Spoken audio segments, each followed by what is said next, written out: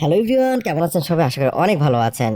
চলে আসলাম ওয়ালটন নেক্সজি N73 এর ফুল review নিয়ে। প্রথমে আমরা আনবক্সিং দেখবো। দেখতেই পাচ্ছি, আনবক্স করার পর আমরা অ্যাক্সেসরিজ বক্স দেখতে পাচ্ছি, যেখানে warranty card, glass protector, SIM ejector tool, এরপর আমরা একটি পাওয়ার ডক পেয়ে যাচ্ছি, যেটা 8 ওয়াটের ফাস্ট চার্জার বক্সে দেওয়া আছে, টাইপ সি একটি ডাটা কেবল আর সুন্দর একটি চার্জের ব্যাক কভার। আর এই ফোনটাতে আপনারা ব্যাক কভার, গ্লাস প্রোটেক্টর সবই বক্সে পেয়ে যাচ্ছেন। আর এই কালারটি আমরা পেয়ে যাচ্ছি ব্রাইট মুন ব্ল্যাক কালার। এছাড়াও বাজারে মিস্ট গোল্ড, মানে দুইটা কালার আপনারা মার্কেটে পেয়ে যাবেন। আর এটা কিন্তু অ্যাভেলেবেল। এখন প্রাইস দেওয়া হয়েছে 13,999 টাকা। ওয়েল, চলুন ভিডিওটি শুরু করা যাক।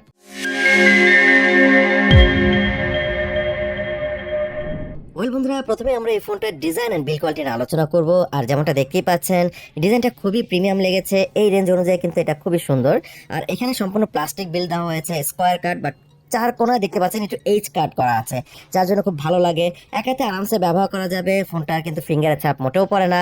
আর যে টেক্সচার দেওয়া হয়েছে, যেটার জন্য একটু গ্রেডিয়েন্ট ফিনিশ দেওয়া যাচ্ছে, মানে দুইভাবে রং শেড করে, যেটা আমার কাছে খুব ভালো লেগেছে, যে ব্রাইট মুন ব্ল্যাক কালারটা। এছাড়া মিস্ট গোল্ড যে কালারটা আছে, সেটা যেহেতু হাতে নিয়ে নেই, সেটা কেমন রিপ্লেট করে হয়তো বা অন্য রিভিউতে আপনারা দেখে নেবেন। ওভারঅল ফোনটার ক্যামেরা বক্স অ্যান্ড ক্যামেরা যে বামটা আছে, অনেকটা প্রিমিয়াম করেছে, যেটা দেখতে খুব ভালো লাগে। ক্যামেরা এখানে দুইটা পাচ্ছি, যেটা 52 মেগাপিক্সেল ইউএসডি ক্যামেরা। অ্যান্ড ফোনটা কিন্তু ডিজাইন অনেক ভালো লেগেছে। ফোনটার নিচের দিকে থাকছে 3.5 audio jack, microphone, charging port type C, and bottom fire speaker sound quality যথেষ্ট অ্যাভারেজ ছিল, কোনো রকম সমস্যা পাইনি।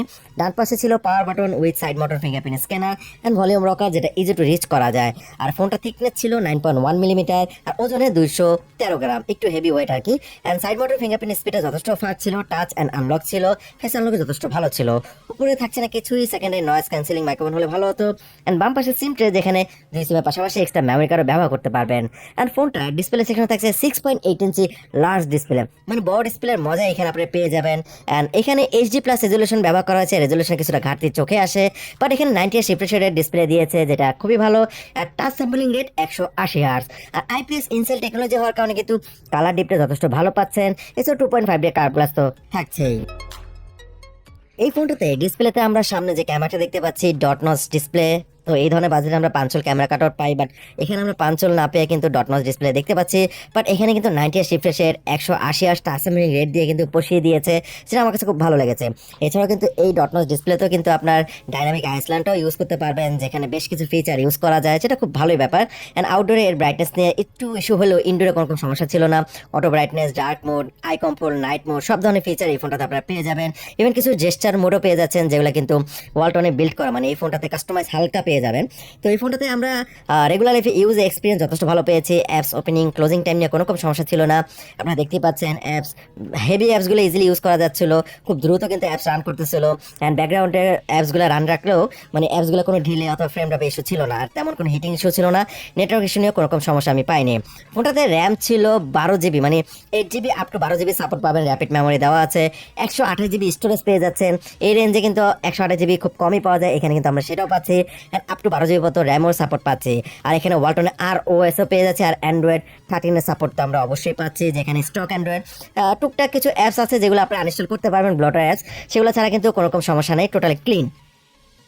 প্রসেসর সেকশনে এখানে ইউনিসএসি টাইগার T606 এর একটি অক্টাকোর প্রসেসর দেখতে পাচ্ছি, 12 ন্যানোমিটারের, যেটা score 1.6 gigahertz octa-core processor.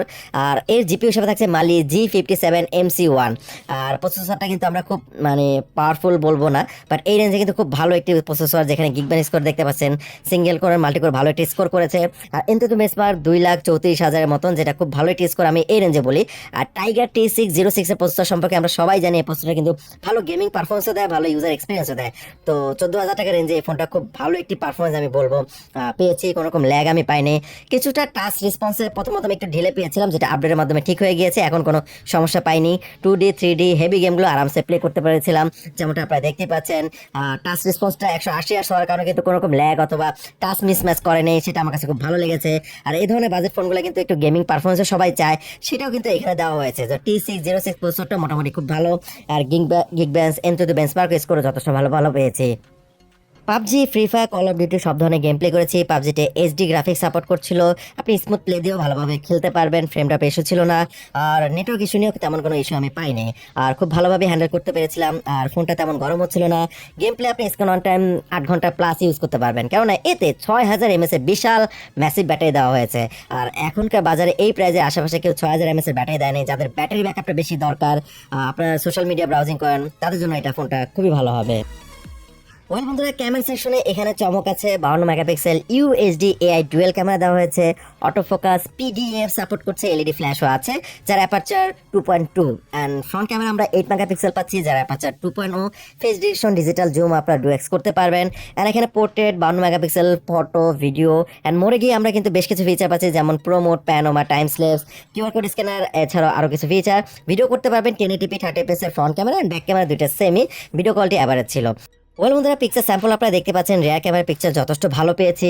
52 megapixel যখন ছবি তুলবেন ডিটেল ভালো পাওয়া যায়, অ্যান্ড নর্মাল অ্যাভারেজে ভালোই ছিল। আর দেখতে পাচ্ছেন পিকচারের কালারটা কিছুটা বুস্ট আপ করার চেষ্টা করে কিছু পিকচার, অ্যান্ড ডিজিটাল জুমও কিন্তু এখানে করা যায়, তো এটা খুব ভালো ব্যাপার। 4x পর্যন্ত জুম করে আপনার ছবি তুলতে পারবেন, ডিটেলও যথেষ্ট ভালো ছিল। পোর্ট্রেট ফটোগ্রাফি, ব্যাক ক্যামেরা যথেষ্ট ভালো ছিল, এইচ ডিটেকশন নিয়ে কোনো সমস্যা ছিল না। নাইট মোডও ব্যবহার করেছি, যেটা আমি বলবো ওকে ছিল। ওয়েল বন্ধুরা, এই ফোনটা থাকছে 6000 মিলিঅ্যাম্পিয়ার ম্যাসিভ ব্যাটারি, যেটা চার্জ হতে বেশি সময় লাগে না, 2.5 ঘন্টার মতো সময় লাগে, কেননা বক্সে 18 ফাস্ট চার্জার দেওয়া আছে, আর এই ফোনটা 18 ফাস্ট চার্জিং সাপোর্ট করে। এছাড়া আপনি এখানে ডাইনামিক আইসল্যান্ডে আপনার নোটিফিকেশন দেখতে পারবেন। এই ফিচারগুলো এই ফোনটা দেওয়া আছে, বেশ কিছু ফিচার আপনার এখানে শো করবে। এছাড়াও কিছু জেস্টার মোড আপনি পেয়ে যাচ্ছেন, যেটা ফোনটাতে আরও মানে ইমপ্রুভ করেছে, যেটা আমার কাছে খুব ভালো লেগেছে। এছাড়াও যে ব্যাটারি ব্যাকআপটা আমি বলবো আরামসে 1.5 থেকে 2 দিনের মতন ব্যবহার করতে পারবেন। সফট ইউজাররা, হেভি ইউজাররা আপনি 1.5 দিনের মতন ব্যবহার করতে পারবেন। ক্যামেরা কোয়ালিটি বেশ ভালো লেগেছে।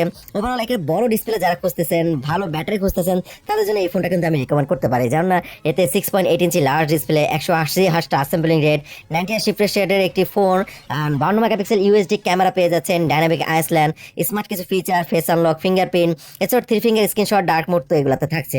গুগল অ্যাসিস্ট্যান্ট থেকে শুরু করে সব ফিচার আপনার ফোনটাতে পেয়ে যাবেন। 18 ফাস্ট চার্জার বক্সে আপনারা পাচ্ছেন। তো এই রেঞ্জে মানে 13,000 টাকা রেঞ্জে, 13,999 টাকা, এই রেঞ্জে কিন্তু এই ফোনটা আমি রিকমেন্ড করতে পারি। তো যারা বড় ব্যাটারি খুঁজতেছেন, বড় ডিসপ্লে খুঁজতেছেন, সো আজকে বিদায় নিচ্ছি। ভালো থাকবেন, সুস্থ থাকবেন, দেখা হবে অন্য কোনো ভিডিওতে। আল্লাহ হাফেজ, আসসালামু আলাইকুম।